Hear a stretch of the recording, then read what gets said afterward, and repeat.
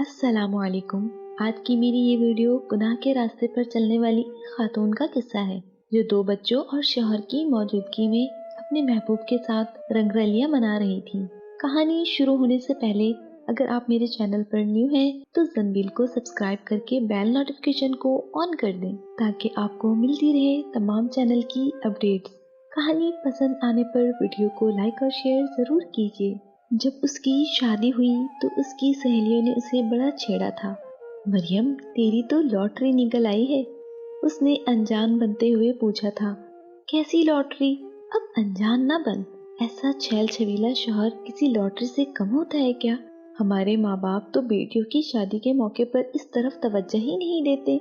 बस लड़का कमाओ हो, चाहे उसकी उम्र कितनी ही ज्यादा हो। गुलशन के बारे में तो तुझे मालूम है ना, 18 बरस की छोरी को 40-45 बरस के बूढ़े से ब्याह दिया। उसके माँ बाप ने, आय हाय, 40 बरस का मर्द बूढ़ा कब होता है, उसने यूं ही कह दिया था, मगर दिल ही दिल में खुश हो रही थी कि उसके माँ बाप ने उसके लिए वाकई बड़े छैल छबीले शौहर का इंतखाब किया है। नदीम की उम्र उससे कम नहीं तो ज्यादा भी नहीं होगी। अम्मा अब्बा ने निकाहनामा में उसकी उम्र 19 साल लिखवाई थी, मगर वो जानती थी उसकी असल उम्र 22 बरस है, जबकि नदीम की उम्र भी निकाहनामे में 22 साल ही लिखवाई गई थी। जब नदीम का रिश्ता आया था तो मरियम ने बहुत हाथ पैर मारा था कि मुझे अभी शादी नहीं करनी, इतनी जल्दी भी क्या है। हाँ, अभी तो तेरे दूध के दांत भी नहीं टूटे हैं, उसकी माँ ने गाल पर हाथ रखकर कहा था। कमबख्ती मारी, तू 22 बरस की हो गई है और कितने सालों तक हमारे सीने पर मूंग दलती रहेगी। उसने मजीद बात नहीं बढ़ाई थी। ये सोच कर के अम्मा भी बात का बतंगड़ ही बना देती हैं। मैंने तो इसलिए रिश्ते से इनकार किया था कि मेरी नजरों में कोई और था। मैं तो यही सोच रही थी कि उसके घर से रिश्ता आएगा, उसकी माँ आकर मेरे लिए अपनी झोली फैला देगी, लेकिन उधर से किसी के आने से पहले इधर से कोई आ टपका। उसका बाप भी उसकी माँ से कह रहा था, मुझे तो बड़ा पसंद है लौंडा, गोरा चिट्टा सेहतमंद, उम्र भी ज्यादा नहीं, 25 साल से भी उम्र कम होगी, और सबसे बढ़कर बरसरे रोजगार है, माकूल तनख्वाह है। तुम क्या कहती हो उसके बारे में? हेलो, मैं क्या कहूँगी जब इतनी अच्छी बातें उसमें मौजूद है और वो तुमको पसंद भी है, तो फिर इनकार का क्या सवाल होता है। उस पर बाबा बोला था, उससे भी जरा पूछ लो। अरे, उससे क्या पूछना है, तुम भी कमाल करते हो। जब तुम्हारा रिश्ता आया था तो मेरे अम्मा बाबा ने मुझसे कब पूछा था? उसने माँ की बात सुनकर अपने आप से कहा, अरे ये तो सठिया गई है बुढ़िया, अपनी शादी की मिसाल दे रही है जो आज से 25-30 साल पहले हुई थी। पर आज का दौर वो दौर नहीं। लेकिन मरियम को भी खुलकर मुखालफत करने का हौसला नहीं था, जबकि उसके महबूब की तरफ से भी कोई पेशरफ्त नहीं हुई थी, इसलिए उसने खामोश रहना ही बेहतर समझा। और जब एक दिन उसने अपनी दोस्त दुआ से इस रिश्ते का जिक्र किया तो उसने पूछा, भला वो है कौन? मुझे ज्यादा तो मालूम नहीं उसके बारे में, पर इतना पता है कि साइकिलों की मरम्मत करने वाली दुकान में काम करता है। नाम उसका नदीम है। नदीम? हाँ। दुआ? क्या तू उसे जानती है? दुआ ने जवाब देने के बजाय लपक कर उसे दबोच लिया और बेख्तियार उसका बोसा लेने लगी। अरे अरे, ये क्या हो गया है तुझे? तुझ पर, तेरी किस्मत पर प्यार आ गया है। मरियम, अरे वो तो किसी फिल्मी हीरो से कम नहीं, हमारी गली में ही रहता है। जाने कितनी लड़कियां उसे देखकर आहें भरती हैं। अफसोस कि मैं शादीशुदा हूँ, वरना मैं भी लम्हा भर को उसको बड़ा अच्छा लगा था। दुआ की जुबानी उसकी तारीफ सुनकर, मगर अगले लम्हे वो कह रही थी, ये साइकिलों की मरम्मत का काम थोड़ा गंदा है, ना हाथ पाँव मुंह सब काला हो जाता है। खैर, थोड़ी ही दिनों के बाद मरियम और नदीम की शादी हो गई। जो भी उन्हें देखता यही कहता कि चांद सूरज की जोड़ी है। सारी लड़कियां मरियम की किस्मत पर रश्क करती थी, मगर खुद मरियम अंदर से खुश नहीं थी। क्यों?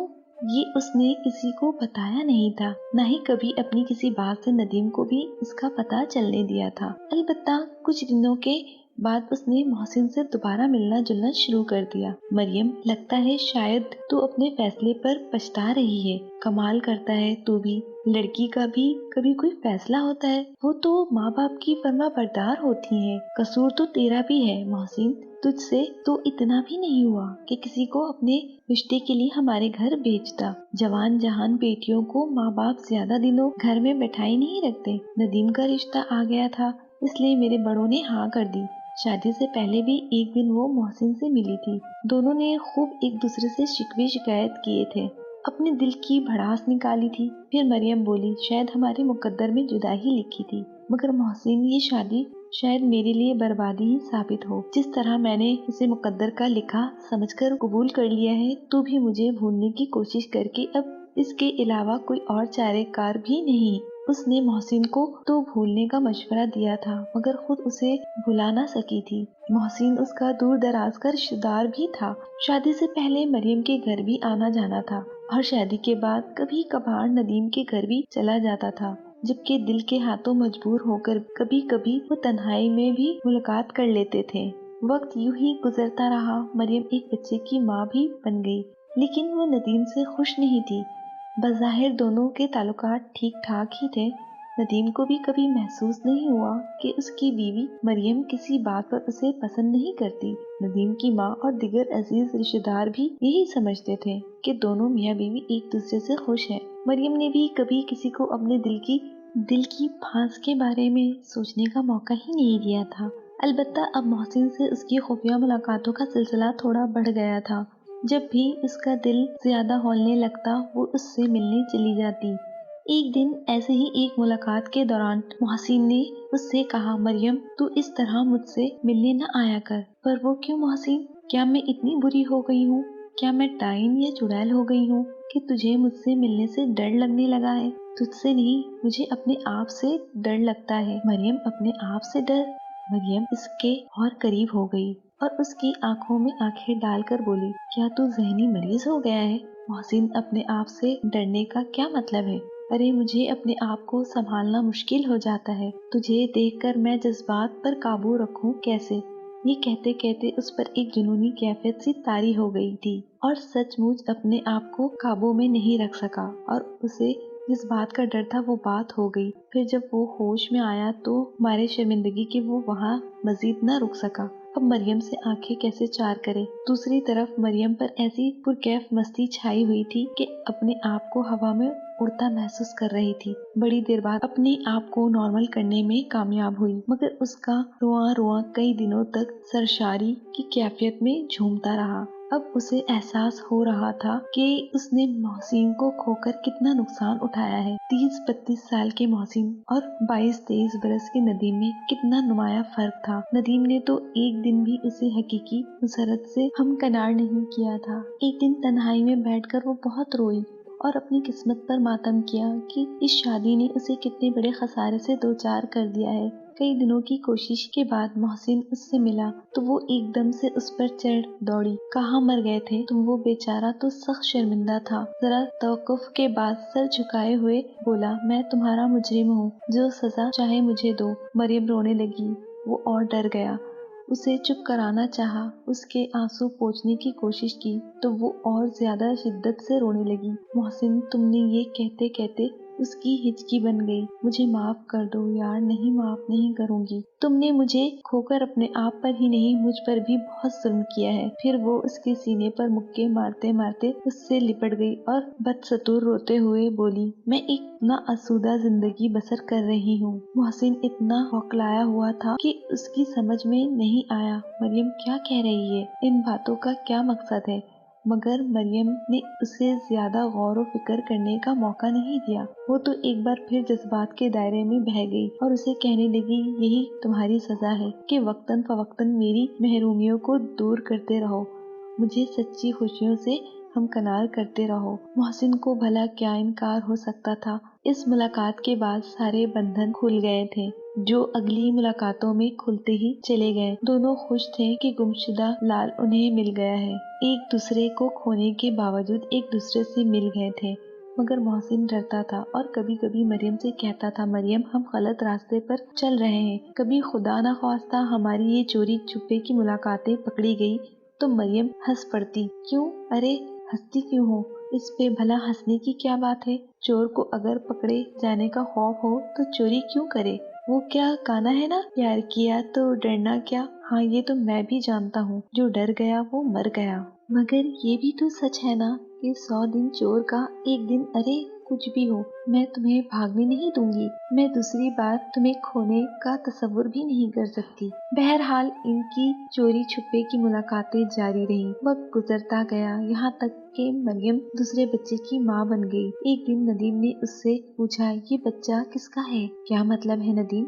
मतलब ये कि इसका बाप तुम्हारा वो प्रेमी तो नहीं जिससे तुम चोरी चोरी मिला करती हो? ये तुम क्या कह रहे हो? मैं किससे चोरी चोरी मिलती हूँ? आखिर तुम कब तक मेरी आंखों में धूल झोंकती रहोगी? मरियम देखो जी, बीवियां जब बच्चा पैदा करने लगती हैं तो शौहरों के लिए दिलचस्पी का सबब नहीं रहती, मगर उसका ये मतलब नहीं कि तुम मुझ पर ऐसा ओछा इल्जाम लगाओ।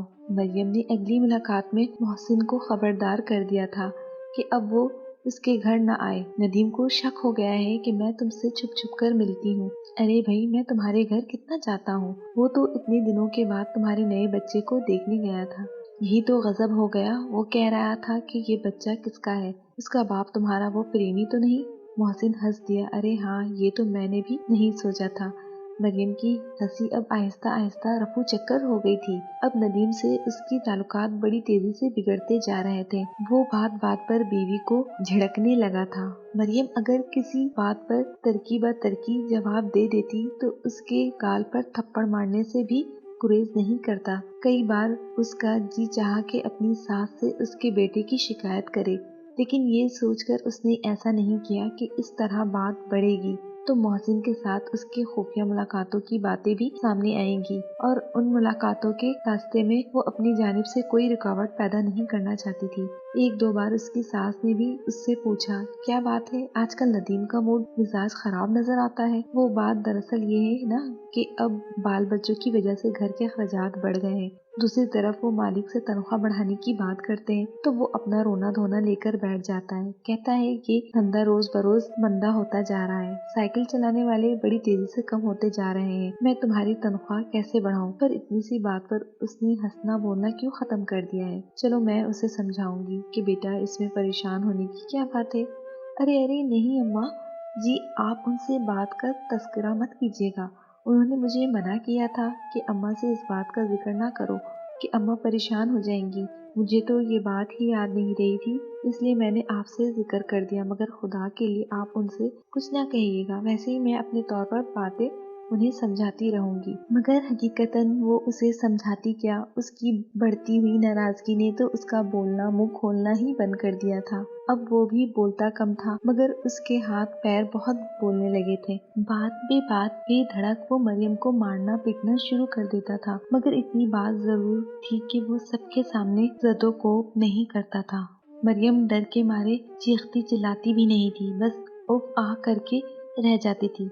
अलबत्ता वो इंतकामन अपने शौहर की अमानत में खयानत कुछ ज्यादा ही करने लगी थी। उसकी एक वजह ये भी थी कि नदीम अब अपने पास आने का बिल्कुल मौका नहीं देता था। वो अगर उससे लिपट कर बातें भी करती तो वो उसे झिड़क देता था और नफरत भरे लहजे में कहता था, जा अपने उसी यार के पास चली जा।